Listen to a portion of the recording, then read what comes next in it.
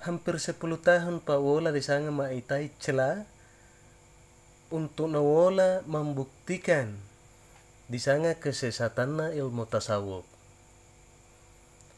Akan tetapi sepanjang dalam pengkajian semakin witai untuk membuktikan di sana kesesatannya ilmu tasawuf, maka justru sebaliknya yang saya temukan.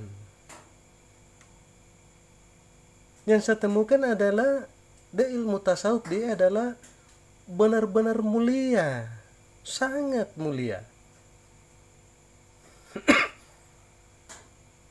Jadi tidak satupun kalimat yang bisa dijadikan sebagai landasan untuk menyesatkan dia di sana ilmu tasawuf.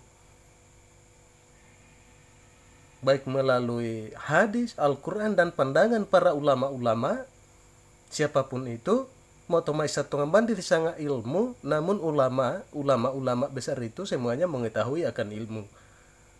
Mereka tidak memberanikan menyesatkan ilmu tasawuf, bahkan mereka justru bertasawuf juga. Iya, perhatikan nih Pak D, engke sudah merenungkan. Perhatikan yang pertama. Inti pelajarannya tasawuf yang sebenarnya adalah di rumus pendidikan 3 tingkat. Pendidikan 3 tingkat. Yakni tahalli, tahalli, dan tajalli. Ya dia Pak di enawala dia. Sufi, semua kaum sufi ia dinapake pada rumus dia. Pendidikan 3 tingkat. Jadi tahalli dia adalah mengosongkan diri dari segala perbuatan maksiat. Nah ya tahalli dia mengisi diri dari segala perbuatan yang terpuji. Setelah keduanya berjalan dengan baik, maka tajalli, yakni tampaklah akan kebenaran.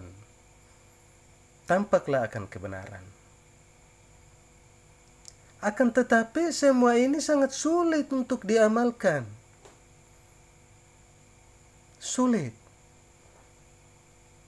Sehingga lahirlah ajaran zikir.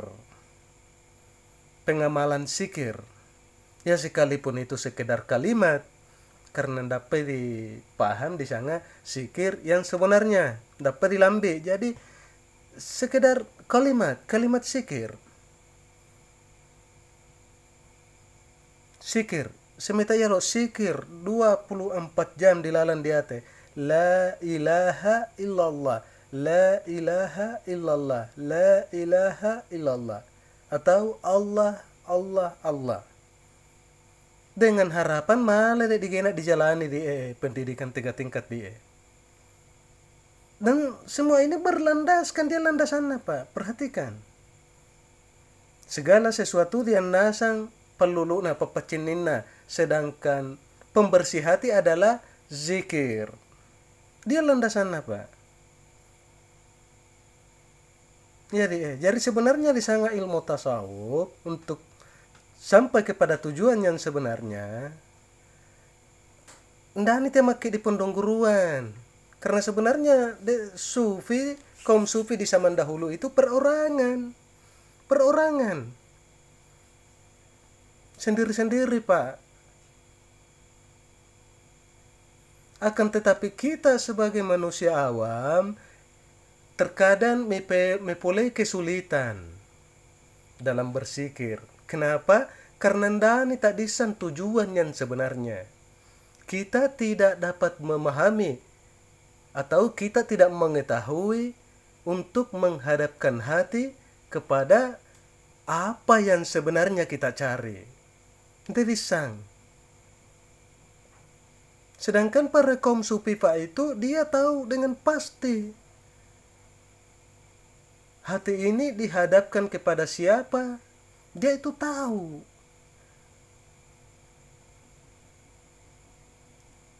Jangan lupa Pak ya, perlu nikmatin dengaran dia. Ya deh sebenarnya dia bagaikan cermin. ketika dia dihadapkan kepada sesuatu, maka sesuatu itu akan tampak di dalam cermin itu. Seperti itulah hati. Namun ketika ndani risang, hati ini akan dihadapkan kepada siapa, maka terkadang hati terkadang melenceng. Dia menghadap ke yang lain. Karena kita tidak mengetahui hati ini akan dihadapkan kepada apa dan kepada siapa. Kaum sufi diperambungi karena mereka adalah para ulama. Dia mengetahui secara jelas, dia mengetahui secara pasti hati ini dihadapkan kepada siapa. Kita sebagai manusia awam tidak mengetahuinya, sehingga kita memulai kesulitan dalam bersikir. Dari itu timbullah di sana guru. Timbuli guru. Dengan tujuan metalkin dalam bersikir untuk mencapai kepada yang sebenarnya, kepada penyaksian. Ya, penyaksian dia bagaikan tangga. Ibaratnya tangga. Jadi penyaksian yang kita dapatkan dalam duduk bersikir pada saat metalkin guruta, maka itu berarti kita telah mencapai tangga pertama untuk sampai kepada tujuan yang sebenarnya, yakni kepada ma'rifatullah. Ya, mulai tangga pertama dia dipakai, ya mulai penyaksian dia dipakai dalam bersikir. Dipakai untuk sampai kepada tujuan yang sebenarnya. Itulah tujuan yang sebenarnya Guru mentalkin muridnya dalam duduk bersikir. Tujuan yang sebenarnya adalah untuk mendapatkan penyaksian. Karena dengan penyaksian inilah insya Allah nama Allah tahu duduk tenang dalam bersikir. Dan dengan penyaksian inilah akan melahirkan sebuah kesungguhan untuk bersikir dan mencapai di sana pendidikan 3 tingkat. Karena tanpa adanya penyaksian, tanpa mengetahui tujuan yang sebenarnya, maka yang lahir adalah kemalasan.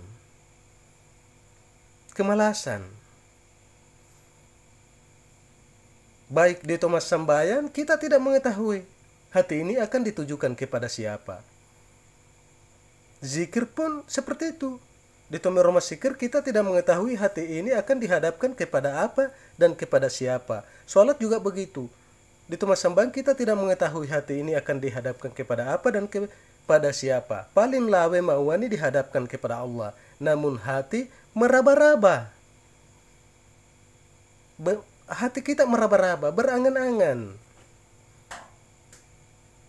Secota mauan tahu menghayal tahu dalam beribadah. Seperti itu, Pak. Jadi saya tidak mengetahui di mana letak kesesatannya ini tasawuf.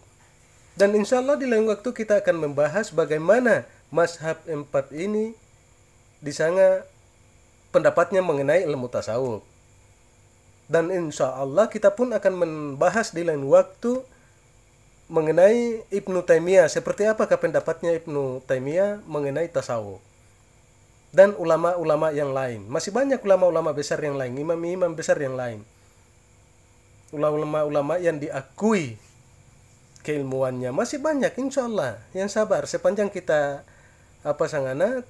sabar itu tulus ulama guru, insya Allah kami akan membuktikan bahwa ilmu tasawuf ini benar-benar ilmu yang mulia. Dan seluruh tokoh-tokoh agama yang benar-benar mengetahui akan ilmu itu semuanya mendukung. Itu semuanya mendukung mengenai ilmu tasawuf.